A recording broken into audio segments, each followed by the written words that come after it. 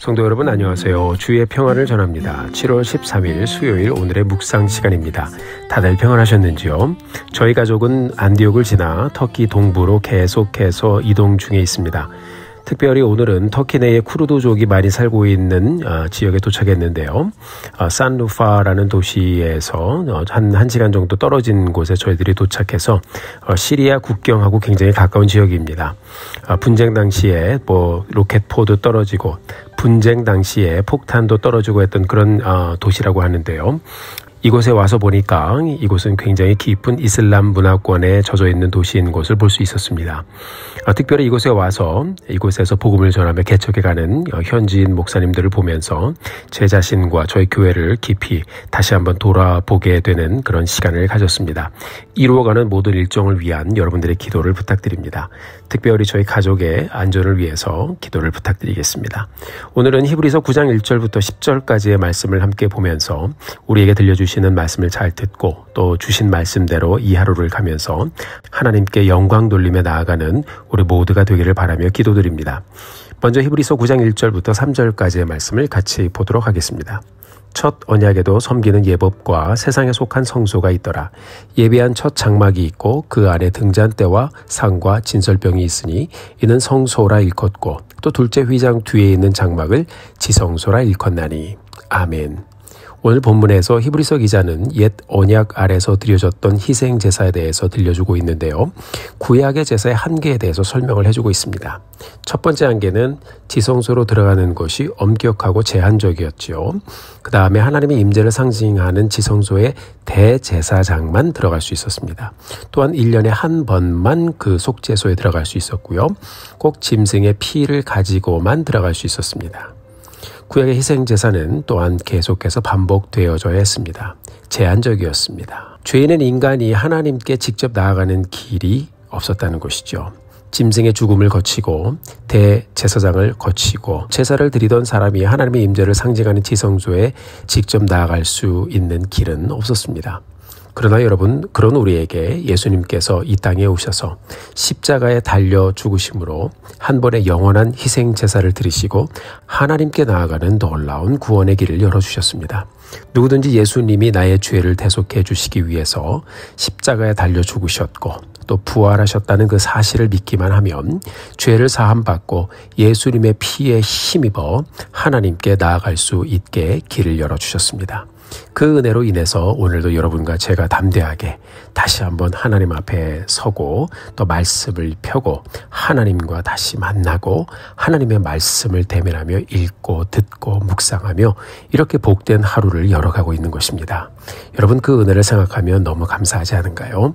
우리가 그렇게 하나님 앞에 나아가 하나님을 아바 아버지라고 부르면서 마음껏 하나님의 이름을 부르고 하나님 앞에 나아갈 수 있게 되었습니다. 너무나도 귀한 복입니다.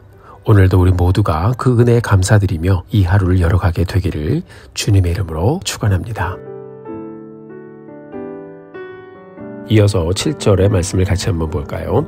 오직 둘째 장막은 대제사장이 홀로 1년에 한 번 들어가되 자기와 백성의 허물을 위하여 드리는 피 없이는 아니하나니. 아멘. 우리가 너무나도 잘 아는 구절입니다. 꼭 피를 가지고 백성들의 죄를 대속하기 위해서 대제사장이 1년에 한 번 지성소로 들어갔죠. 꼭 피를 가지고 들어가야 한다고 했습니다. 레위기 17장에 보면 육체의 생명은 피에 있음이라. 내가 이 피를 너희에게 주어 제단에 뿌려 너희의 생명을 위하여 속죄하게 하였나니 생명이 피에 있으므로 피가 죄를 속하느니라.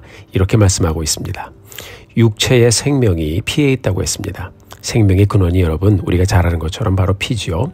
몸에서 피가 다 빠져나가면 누구든 죽습니다. 생명이 피에 있기 때문에 사람이 죄를 지으면 생명의 주체인 피가 이 죄로 인해서 부정해지는 것입니다.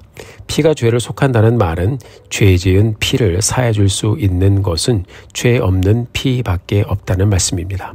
구약시대에는 그래서 동물이 대신 죽어서 생명을 대신하고 희생 제물이 되어서 우리의 죄를 일시적으로 용서를 해주었습니다. 그래서 우리가 이 제사의 현장에 나갈 때마다 내가 죽어야 되는데 하는 그런 마음을 가지고 하나님 그럼에도 불구하고 짐승이 대신 죽게 하시고 나를 용서해 주신 것 감사합니다.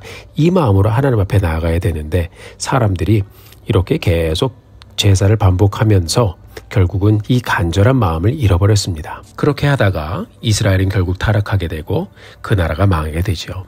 신약에 와서는 죄 없으신 예수님께서 직접 희생 제물이 되어 주셔서 하나님께서 예비해 주시고 하나님께서 계획하셨던 완전한 희생 제사를 통해서 누구든지 믿는 자마다 구원을 얻게 해주셨습니다. 우리 예수님께서는 세상 모든 사람들의 죄를 짊어지시고 십자가에 달려 죽으시고 물과 피를 다 쏟아주셨어요.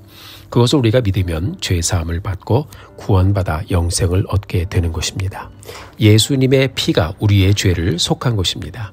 사랑하는 성도 여러분, 피 없이는 아니하나니라는 말은 다른 길은 없다는 말씀입니다. 생명을 대신할 수 있는 것은 생명밖에 없습니다. 우리 예수님께서 그러셨죠. 내가 곧 길이요 진리요 생명이니 나로 말미암지 않고는 아버지께로 올 자가 없느니라. 나로 말미암지 않고는 바로 예수님의 피 없이는 안 된다는 말입니다.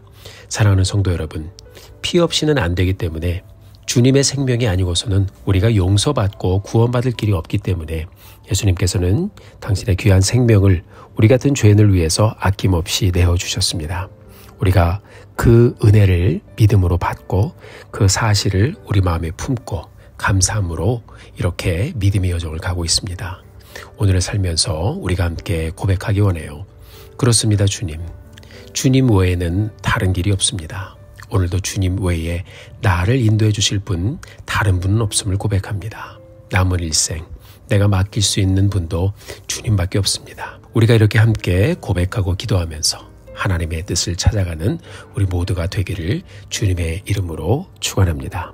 함께 기도하시겠습니다. 사랑과 은혜가 많으신 하나님, 은혜를 감사합니다. 오늘도 주님께서 저희들에게 좋은 날을 주시고 이 날을 통하여 다시 한번 주님만이 우리의 구원자이십니다 라고 고백할 수 있게 하신 것 감사합니다. 하나님, 이 날을 열어가면서 다시 한번 우리의 삶 주님께 맡기며 주님만이 나의 구원자이십니다 고백하며 다시 한번 하나님께 영광 돌리며 나아가는 저희들 되게 하여 주옵소서. 귀한 구원의 은혜 감사합니다. 모든 것 대신 주님께 영광 돌리며 예수님의 이름으로 기도드렸습니다. 아멘. 사랑하는 성도 여러분, 오늘도 힘내십시오. 여러분들 위해서 기도하겠습니다. 사랑하고 축복합니다.